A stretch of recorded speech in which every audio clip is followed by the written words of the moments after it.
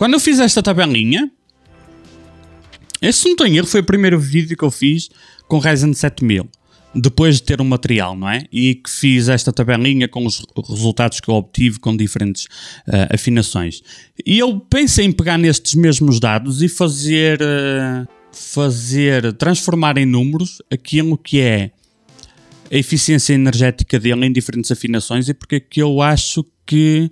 Porque é que eu acho não, porque é que eu sei que eles não vêm no pico de eficiência, vêm muito fora. E eu pessoalmente não gosto muito da ideia das afinações em automático, mas isso é subjetivo. O que é objetivo é o número. É por isso que eu gosto muito de números, porque o 4 é sempre superior ao 3 e o 3 é sempre inferior ao 4. Não há... Agora, se tu preferes o 4 ou o 3... Essa é a parte subjetiva, mas o número em si não é subjetivo, não é? E acho que consigo mostrar muito bem aquilo que é a tendência atual do hardware não vir no pico de eficiência. As NVIDIA não vêm no pico de eficiência, as 4000 opa, só tenho experiência até agora em afinar um bocadinho, duas 4090, portanto... No fundo ainda tenho pouca experiência, não é? As 3000 vêm fora do pico de eficiência, os Intel vêm fora do pico de eficiência, porque essa não é, aparentemente não é a prioridade atual do hardware, porque há duas coisas diferentes. Existe a eficiência, existe a eficácia. Isto não tem nada a ver com hardware, isto tem a ver com saber o significado das cenas, não é? Mas eu percebo que possa haver dúvidas. Mais eficiência é diferente de menor consumo, primeiro. Um produto não é mais eficiente por consumir menos. O processador até pode consumir 500 watts e ser mais eficiente. Se um processador consumir 500 watts e conseguir fazer o trabalho de 4 processadores que consomem 200, ele é mais eficiente, mas consome muito mais, ok? E eficiência é diferente de eficácia. Eu peguei nisto aqui e utilizei o exemplo dos Ryzen 7000 porque era o mais recente, eu tinha estes dados à mão, porque fui eu que os fiz, não é? E transformei isto nisto. Assim conseguem ver tudo. Tenho, este aqui diz ref, que é de referência, porque estas percentagens são referentes, isto é mais um apontamento meu, estas percentagens são referentes a isto. Isto são os resultados que eu encontrei mexendo no processador à mão. Aqui está sublinhado o automático. E o que é que tu tens aqui? Tens o consumo de energia que eu encontrei nesta unidade e isto foi feito, isto é, clock e voltagem à mão. Para ser 100% correto, como é que o processador viria de fábrica, quais eram os consumos e a eficiência dele, se ele viesse de fábrica limitada a esta energia, o correto, 100% correto seria limitar apenas o consumo de energia e deixar a voltagem em automático, ok? Porque a voltagem em automático vai ser sempre um bocadinho superior àquela que eu tive aqui. Eu só utilizei assim porque é para aproveitar os dados e dá para ter uma ideia geral, porque os valores são tão grandes, dá para ter uma ideia geral. Porque se tu fores à BIOS e limitares, por exemplo, a 175 watts, ele não vai estar a 5.1, se calhar vai estar a 5025 em vez de 5100. Com a mesma voltagem ele vai ter um bocadinho menos clock, portanto estas percentagens estarão fora aqui umas gotinhas, ok? Mas dá para ter uma ideia. E eu pus como base 4.9 porque na altura eu tinha experimentado 4.9, não experimentei abaixo. Portanto, nós só conseguimos saber qual é o mais eficiente no processador. Eu só consigo saber com base nos testes que fiz. Se eu tivesse feito com esse propósito, se calhar teria testado a partir de 4.5, por exemplo. Então o que é que tu tens aqui? Isto vai se aplicar para o hardware atual todo. Os Intel 12ª e 13ª geração, as gráficas da NVIDIA, pá, qualquer coisa. E tu tens aqui, a 4.9, ele consumiu 140 watts, isto é o desempenho no Cinebench, ok? Ou seja, o desempenho multicore do processador. Ele teve 37 mil pontos com 140 watts. Em automático, ele teve 230 watts e teve 38.100 pontos. Significa o quê? É por isso que estão aqui estas percentagens. Em relação a 140 watts, o que é que nós temos? Nós temos um aumento de 64% de consumo de energia, traduzindo-se num aumento de, arredondando, 3% de desempenho. Nós aumentamos 64% o consumo de energia, aumentando apenas 3% o desempenho. Significa que ele não está a ser mais eficiente. No entanto, ele está a ser mais eficaz. Essa é que é a diferença entre eficiência e eficácia. E, portanto, dá para perceber que a intenção da configuração padrão destes processadores é o seu pico de eficácia, tirando não conseguires usar ou ele correr o risco de danificar, não é? Porque se puseres a 1.7 de Core, ele consegue ser ainda mais eficaz. Não consegues arrefecer e provavelmente ele vai se destruir em pouco tempo, não é? Mas o target aqui dá para perceber que é a eficácia e não a eficiência. E aqui nós temos um valor objetivo de eficiência. Quanto maior o valor, mais eficiente ele é. Então a relação entre o desempenho e o consumo, nós conseguimos ver que o pico, a maior eficiência com base nos testes que eu fiz é 4.9. Provavelmente se eu tivesse testado com 4.8 ou 4.7 teria mais eficiência. Sim, talvez, não sei, ponto de interrogação. O TechSCity encontrou um ponto interessante que era 4.8. Isto é com 7950X, ok? Se calhar o pico de eficiência é talvez 4.7, eu não sei. Quando é que deixa de ser eficiente para baixo? Se tu chegares a um ponto onde tu perdes mais desempenho do que tu poupas consumo de energia. E agora que eu estou a ver isto, poderia ser uma cena interessante para fazer no futuro. Encontrar o pico de eficiência e ver quando é que já não justifica baixar o consumo de energia. Porque se tu começares a baixar o consumo de energia, vai chegar a um ponto onde tu tiras, estás a tirar 10%, inverte o que está aqui. Tu estás, por exemplo, a tirar mais 10% de energia, mas estás a perder 30% de desempenho. Já não justifica baixar tanto. Com base no que está aqui, em números, porque os números nunca mentem, não é? Eu gosto de números.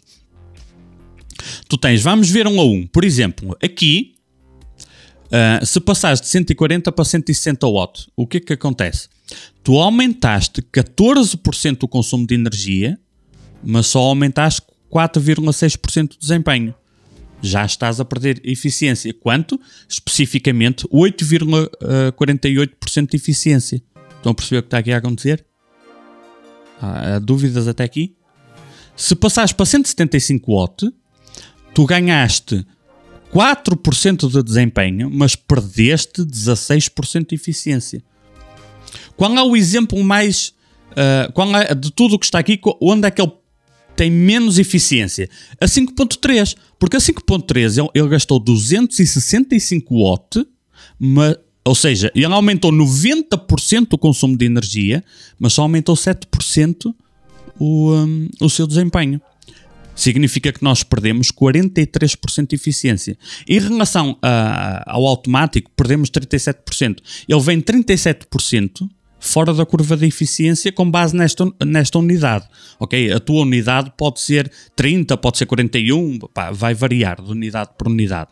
Mas tu consegues perceber que claramente o target é eficácia e não eficiência. Vamos pôr assim. O CPU em si, este aqui, o 7950X, os números mostram que ele não é eficiente como vem. No entanto, se tu pegares, e é por isso que eu estou a dizer isto, desde que saíram os processadores. O que é que eu estou a dizer desde que saíram os processadores? Que eu pessoalmente não gosto desta afinação, mas isso é subjetivo. Eu acho que em automático é mais interessante ele vir no pico de eficiência e depois deixar as pessoas afinarem conforme preferem, não é? Isso sempre foi prática comum. Algumas pessoas preferem pôr o CPU a dar mais gás, outros menos, depois cada um faz como quer, não é? Mas ao mesmo tempo eu tenho dito que eles são incrivelmente bons, o chip em si é incrivelmente bom. Então eu gosto ou não gosto? São duas coisas diferentes. Porque se tu pegar, aqui eu ainda não tenho testes com os 13ª geração da Intel, mas vamos fazer aqui uma conta rápida. Com uma margem de dúvida, porque eu tenho que pegar... Há coisas que eu tenho que pegar para ter a certeza. No entanto, se tu pegares no 13900K, que é o concorrente direto do 7950X, mais que não estou a dizer nada de errado, não é? Ele tem, aqui no Cinebench, ele tem mais ou menos a mesma coisa. 38 mil pontos, não é? Não testado por mim, mas não deve fugir muito disto, ok? Isto é o que eu vejo outros a testar. Portanto, se for diferente vai ser umas gotinhas, não é? na casa dos 38 mil pontos. No entanto, ele bate quase 300 watts. Ele não chega bem a 300 watts para fazer esta pontuação, mas lá está, teria que testar eu. Mas vamos dar o benefício da dúvida que seja só, com aspas, 290 watts. Qual é a eficiência dele? 131. Comparem 131 com estes números do 7950X. Se tu pegares no 7950X e fizeres uma sabotagem à sua eficiência, que é colocá-lo All-Core 5.3, que nesta unidade consumiu 265 watts, que ele perde 43% de eficiência, não é? Se tu sabotares este processador, ainda assim, ele consegue ser mais eficiente que um i9. E é por isso que eu tenho dito que eu pessoalmente não gosto da afinação, isso é subjetivo, porque objetivamente ele vem muito fora da curva de eficiência. No entanto, o chip em si, na minha opinião, é uma obra-prima da engenharia. Porque é incrível o que é que ele consegue fazer. Eu só não gosto da afinação porque ele tinha a possibilidade de ser muito melhor ainda se a prioridade for a eficiência. Porque se a prioridade for a eficácia, como ele vem em automático, está ótimo. Não dá para discordar. Ele tem mais ou menos eficácia? Tem mais eficácia. Como vem em automático. Ele é menos eficiente, mas é mais eficaz. Para o tornar mais eficaz ainda, ele já teria que ir no mínimo para 265, sem contar com as voltagens em automático, que faz sempre com que consuma um bocadinho mais. Portanto, ele na prática se calhar iria para os 280, por aí. Então aí é que já não dava mesmo para segurar nem 95 graus, não é? Porque ele aqui, eu mostrei naquele vídeo, ele estava a 105 graus. Não a 95, estava a 105. Portanto, ele está dentro daquilo que eles definiram como valores aceitáveis de voltagem, temperatura e consumo, e ele é o mais eficaz possível, mas não é o mais eficiente possível. Ainda assim consegue ser mais eficiente que o concorrente direto da Intel, que não testado por mim, mas se for mais ou menos isto, o da Intel consegue ser bem pior. Bem pior. Primeiro porque os processadores da Intel também vêm fora da curva de eficiência.